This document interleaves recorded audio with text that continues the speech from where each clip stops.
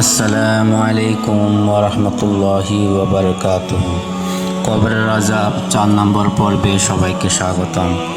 আব্দুল্লাহ ইবনে ওমর রাদিয়াল্লাহু তাআলা আনহু বলেন, সাদ রাদিয়াল্লাহু তাআলা আনহু মৃত্যুবরণ করলে রাসূল সাল্লাল্লাহু আলাইহি ওয়াসাল্লাম, সাদ এমন একটি ব্যক্তি যার মৃত্যুতে আল্লাহর আরশ কেঁপেছিল, যার জন্য আকাশের দরজা খুলে দেওয়া হয়েছিল এবং যার জানাজাতে 70,000 ফেরেশতা উপস্থিত হয়েছিলেন, কিন্তু এমন ব্যক্তির কবরও সংকীর্ণ করা হয়েছিল। অবশ্য পরে তা প্রশস্ত করা হয়েছিল। মিশকাত শরীফ হাদিস নম্বর 136। অত্র হাদিস দ্বারা প্রতীয়মান হয় যে ভালো মানুষের কবরও সংকীর্ণ হতে পারে। আসমা বিনতে আবু বকর রাদিয়াল্লাহু তাআলা আনহু বলেন, রাসূলুল্লাহ সাল্লাল্লাহু আলাইহি ওয়াসাল্লাম বলেছেন, তাকে ওহীর মাধ্যমে বলা হয়েছে যে দাজ্জালের ফিতনার মতোই তোমাদেরকে কবরের ফিতনার মুখোমুখি করা হবে।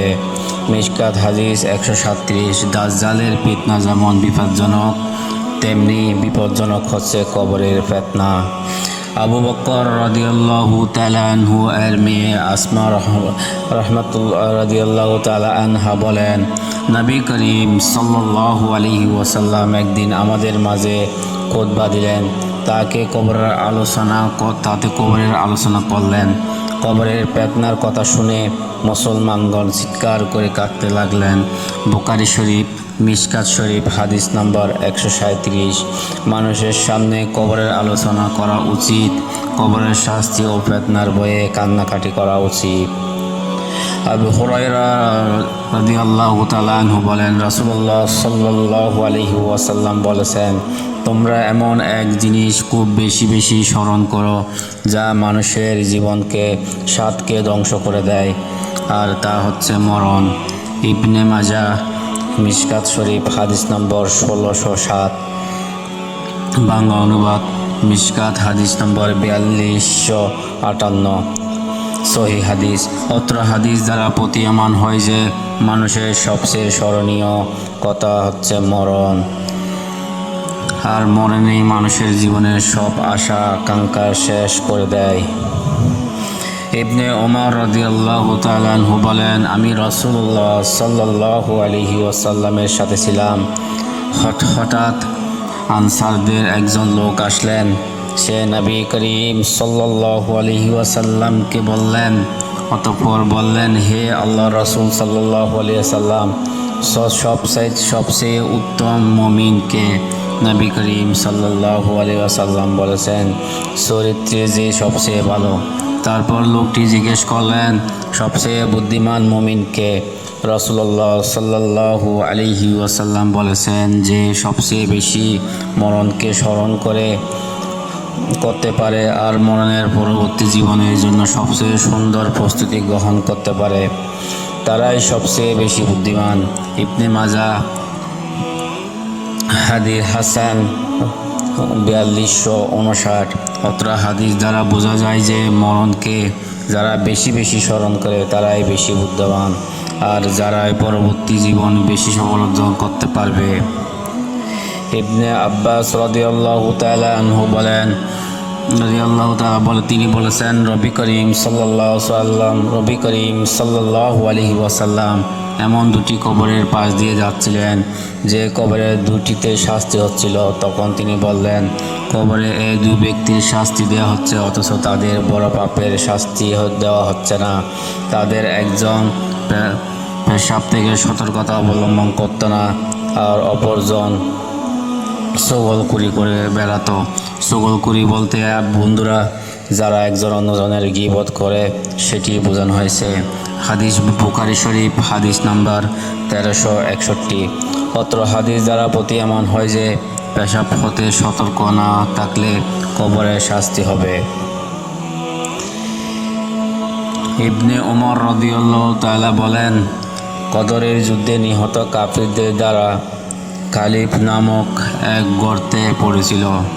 তাদের দিক বুঝে দেখে নবী করিম সাল্লাল্লাহু আলাইহি ওয়াসাল্লাম বলেছেন, তোমাদের সাথে তোমাদের প্রতিপালক যে ওয়াদা করেছিল তা তোমরা বাস্তব পেয়েছ তো? তারা ছিল 44 জন। তখন সাহাবীগণ নবী করিম সাল্লাল্লাহু আলাইহি ওয়াসাল্লামকে বললেন, আপনি মৃতদের ডেকে কথা বলেছেন, ওরা কি আপনার কথা শুনতে পায়? নবী করিম সাল্লাল্লাহু আলাইহি ওয়াসাল্লাম বললেন, তোমরা তাদের চেয়ে অধিক বেশি শুনতে পাও না, তারা তোমাদের চেয়ে বেশি শুনতে পায়, তবে তারা জবাব দিতে পারছে না। বাংলা বুখারী 2য় খণ্ড হাদিস নাম্বার 1370। অর্থাৎ হাদিস প্রমাণ করে যে নবী করিম সাল্লাল্লাহু আলাইহি সাল্লাম বদরের যুদ্ধে নিহত কাফিরদের মুখোমুখি হয়ে বলেন, তোমরা মরণের পর যে শাস্তি ভোগ করছো, এই শাস্তির কথা আমি তোমাদের বলতাম। এই শাস্তির ব্যাপারে আল্লাহ সতর্ক করেছিলেন, যা তোমরা অস্বীকার করেছিলে, আর এটা হচ্ছে কবরের শাস্তি। জাহান্নাম জান্নাতের বিষয়টি বিচারের পর।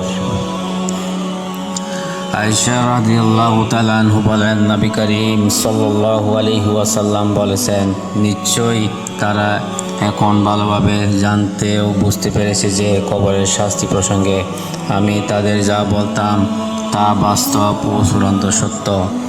বাংলা বুখারী 2য় খণ্ড 1371। আবু হুরায়রা রাদিয়াল্লাহু তাআলা আনহু বললেন, নবী করিম সাল্লাল্লাহু আলাইহি ওয়াসাল্লাম কবরের শাস্তি হতে পরিত্রাণ চেয়ে প্রার্থনা করতেন, হে আল্লাহ, আমি আপনার নিকট কবরের শাস্তি হতে প্রার্থনা চাই, জাহান্নামের শাস্তি হতে আশ্রয় চাই, জীবন ও মরণের বেদনা হতে পরিত্রাণ চাই এবং দাজ্জালের বেদনা হতে পরিত্রাণ চাই। বুখারী হাদিস নম্বর 1377। হাদিসে বোঝা যায় যে নবী করিম সাল্লাল্লাহু আলাইহি ওয়াসাল্লাম কবরের শাস্তি হতে নিয়মিত পরিত্রাণ চাইতেন। এই জন্য সকল মানুষের জরুরি কর্তব্য হচ্ছে কবরের শাস্তি হতে পরিত্রাণ চাওয়া। আব্দুল্লাহ ইবনে ওমর রাদিয়াল্লাহু তাআলা আনহু বলেন, রাসূলুল্লাহ সাল্লাল্লাহু আলাইহি ওয়াসাল্লাম বলেছেন, যে কোনো মুসলমান জুমার রাতে অথবা জুমার দিনে যদি মারা যায়, তাহলে আল্লাহ তাকে কবরের শাস্তি হতে রক্ষা করবেন। কবরের শাস্তি চূড়ান্ত অত্র হাদিস দ্বারা প্রমাণ হয়।